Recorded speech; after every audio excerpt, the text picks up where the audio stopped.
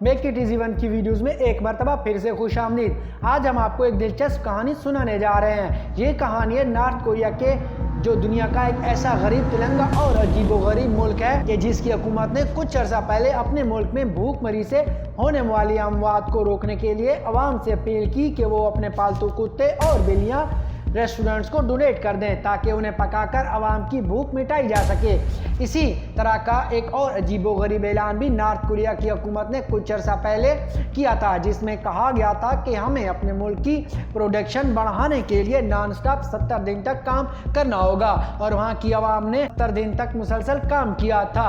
बहुत से मसाइल में घिरा हुआ नॉर्थ कोरिया इसलिए भी एक इंतहाई अजीबोगरीब मुल्क है कि इसने कुछ अर्सा पहले मास्टर हवासिंग बैलिस्टिक मिसाइल का कामयाब तजर्बा किया। इस मिसाइल को दुनिया का सबसे बड़ा इंटरकॉन्टिनेंटल बैलिस्टिक मिसाइल भी माना गया। इस मिसाइल की खास बात यह थी कि इसकी रेंज इतनी ज्यादा है कि ये नॉर्थ कोरिया से उड़कर न्यूयॉर्क तक एक ही झटके में पहुंचकर तबाही मचा सकता है। नॉर्थ कोरिया ने मिसाइल बनाने पर इतना जोर दिया हुआ है कि नवंबर के सिर्फ पहले ही हफ्ते में इस मुल्क ने बगैर किसी और मुल्क की मदद के इस तरह के 80 मिसाइल लॉन्च कर दिए। अब तो दुनिया को ये लगने लगा है कि नॉर्थ कोरिया के किम जोंग का सबसे पसंदीदा मशगला नए से नए मिसाइल लॉन्च करना और दुनिया को धमकाना है। कुछ ही अर्सा पहले इसी तरह के एक और खतरनाक मिसाइल के लॉन्च के मौका पर किम जोंग पहली मरतबा अपनी बेटी को दुनिया के सामने लेकर आया। उसका खर्चा तकरीबन 70 मिलियन अमेरिकी डॉलर के बराबर था। ये रकम इतनी बड़ी है कि इससे नॉर्थ कोरिया की आवाम एक साल तक चावल को इंपोर्ट करके खा सकती थी।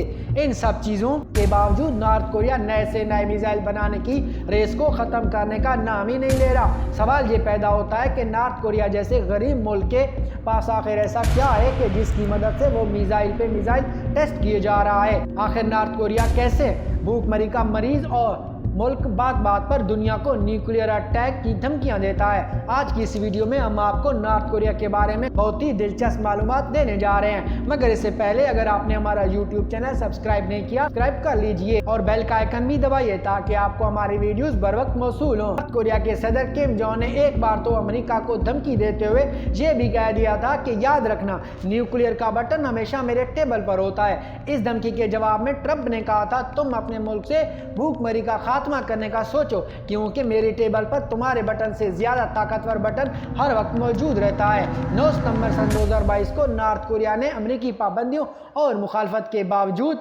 अपने आप को ओपनली एक न्यूक्लियर स्टेट डिक्लेयर कर दिया था। नॉर्थ कोरिया सिर्फ हवा में ही नहीं दुनिया के बड़े बड़े मुल्कों को धमकी नहीं देता, बल्कि इसका न्यूक्लियर प्रोग्राम बहुत ही बड़ा है। जनवरी 2017 में नॉर्थ कोरिया, जापान, चाइना और साउथ कोरिया में अचानक से 5.1 के मैग्नीट्यूड के जल्जले के झटके महसूस किए गए। इस जल्जले के नतीजे में बहुत सी बड़ी बड़ी बिल्डिंग्स गिर गईं।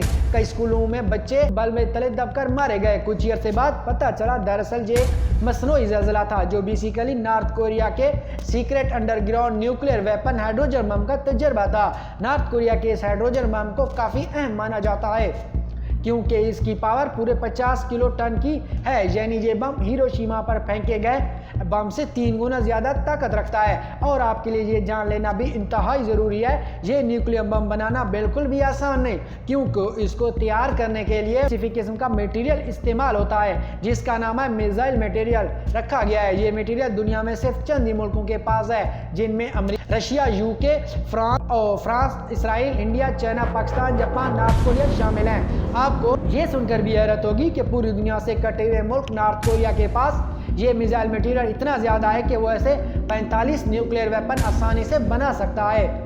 इन मिसाइल को लॉन्च करने के लिए उसके पास 1000 से भी ज्यादा बैलिस्टिक मिसाइल मौजूद हैं, जो 2019 के दौरान नॉर्थ कोरिया ने बनाए 620 मिलियन डॉलर सिर्फ न्यूक्लियर प्रोग्राम पर खर्च किए थे। जबकि दूसरी जानिब इस मुल्क के लोग रोजगार और अच्छी जिंदगी के लिए तरसते हुए नजर आते हैं। साउथ कोरिया और नॉर्थ कोरिया एक ही साथ आजाद हुए थे, मगर साउथ कोरिया आज दुनिया के तरक्की याफ्ता ममालिक की सफ में खड़ा नजर आता है। नॉर्थ कोरिया के लोग आज भी चड्डी बनियान के लिए तरसते फिरते हैं। 2015 में नॉर्थ कोरिया की नेशनल इनकम साउथ कोरिया के सिर्फ 2% के बराबर थी, लेकिन इसके बावजूद नॉर्थ कोरिया ने अपनी इस दौलत का 25% हिस्सा न्यूक्लियर प्रोग्राम पर खर्च कर दिया। आज से 1 साल पहले पर कैपिटा, जीडीपी और गुर्बत के लिहाज से पूरी दुनिया के मुल्कों में साउथ कोरिया 36वें नंबर जबकि नॉर्थ कोरिया 215वें नंबर पर खड़ा हुआ था। नॉर्थ कोरिया की इस खराब हालत की सबसे बड़ी वजह किम जोंग नामी वो डिक्टेटर है कि जिसकी खिदमत और मिसाइल बनाने के शौक में इस मुल्क का ज्यादातर पैसा खर्च कर दिया जाता है। और आज से 1 साल पहले इस गरीब मुल्क के सदर की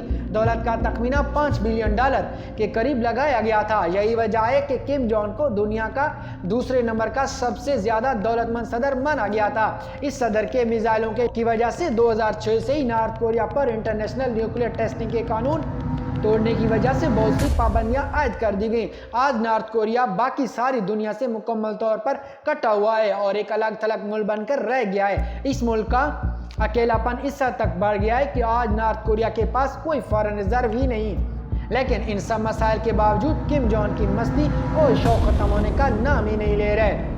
नॉर्थ कोरिया के बारे में ये भी कहा जाता है कि इसके पहाड़ों के अंदर एक खुफिया फौजी अकेडमी भी काम कर रही है। इस अकेडमी की खास बात यह है कि यहाँ नौजवानों को इलेक्ट्रॉनिक वारफेयर के बारे में पढ़ाया जाता है। यहाँ पर तालीम हासिल करने वाले बहुत से लड़के 1 सेकंड में माइक्रोसॉफ्ट को हैक करने की सलाहियत रखते हैं। यहाँ पर पढ़ने वाले बहुत से लड़के लड़कियाँ खतरनाक तरीन कंप्यूटर वायरस बनाने के माहिर हैं। दुनिया के बड़े बड़े ATM कैसे हैक किए जा सकते हैं, ये सब कुछ खुफिया मिलिट्री अकेडमी के स्टूडेंट्स के लिए सिर्फ 1 सेकंड का खेल है। नॉर्थ कोरिया आज अपनी सारे स्टूडेंट्स को साइबर सोल्जर बनाने पर काम शुरू कर चुका है और कहा जाता है कि हर साल इस खुफिया अकेडमी से कम 100 साइबर सोल्जर ट्रेंड होकर निकलते हैं और नॉर्थ कोरिया की हाईली को ज्वाइन करते हैं। आप नॉर्थ कोरिया को एक बैंक रॉबर मुल्क भी कह सकते हैं जिसका सबसे बड़ा और ताकतवर हथियार इनके कीबोर्ड है। आज नॉर्थ कोरिया की कमाई का एक सबसे बड़ा जरिया साइबर क्राइम के जरिए क्रिप्टो करेंसी चुराना माना जाता है। 2010 से 2001 तक नॉर्थ कोरिया ने 21 तक पूरी दुनिया में कई कामयाब तरीन मनी हाइट्स की हैं, डिजिटल चोरियां करवाई हैं। इस मुल्क के हैकर ने सेंट्रल बैंक ऑफ बांग्लादेश से $81 मिलियन चुरा लिए थे।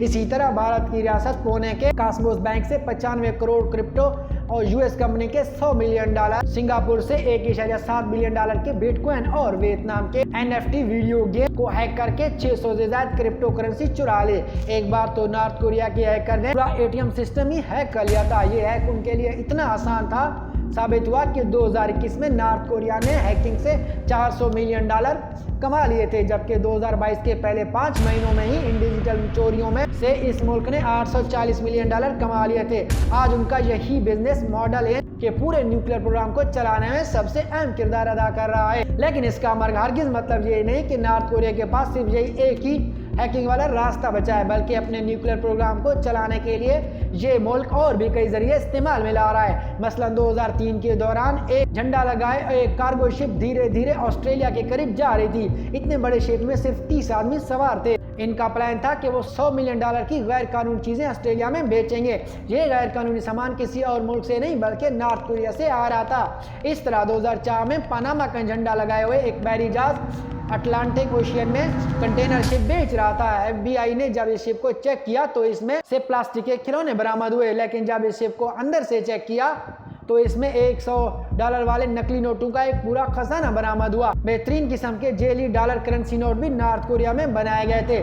साल 2020 के दौरान एक बड़ी कार्गो शिप मिस्र की तरफ जा रही थी, जिसे रास्ते ही से हुकाम की जानिब से रोक लिया गया। जब इस शिप की तलाशी ली गई तो इसके ऊपर तो पिघला हुआ लोहा था, मगर इसके अंदर तकरीबन 30,000 गैर कानूनी असलिये थे। ये असलिया भी नॉर्थ कोरिया से आ रहा था, जिससे खरीदने वाला कोई और नहीं बल्कि मिस्र की ही हुकूमत थी। अब इन तमाम कहानियों से ये बात साबित होती है कि नॉर्थ कोरिया किस तरह अपनी मईशत और मिसाइल सिस्टम को चलाने के लिए इतना ज्यादा दौलत का इंतजाम कर रहा है। कहा जाता है कि 1980 में नॉर्थ कोरिया तकरीबन $4 बिलियन का गैर कानूनी असला बेचता था, जो उसकी इस वक्त की टोटल एक्सपोर्ट का 1/4 हिस्सा था। इन सब बातों के बाद आपको अच्छी तरह अंदाजा हो गया होगा कि नॉर्थ कोरिया जैसा मुल्क जिसकी आवाम भूखमरी से मर रही है, वो कैसे इतने महंगे महंगे मिसाइल तजर्बे करता और दुनिया को धमकाता रहता है। अगर आपको हमारी आज की इंफॉर्मेटिव वीडियो पसंद आई हो तो हमारी हौसला अफजाई के लिए इसे शेयर जरूर कीजिएगा।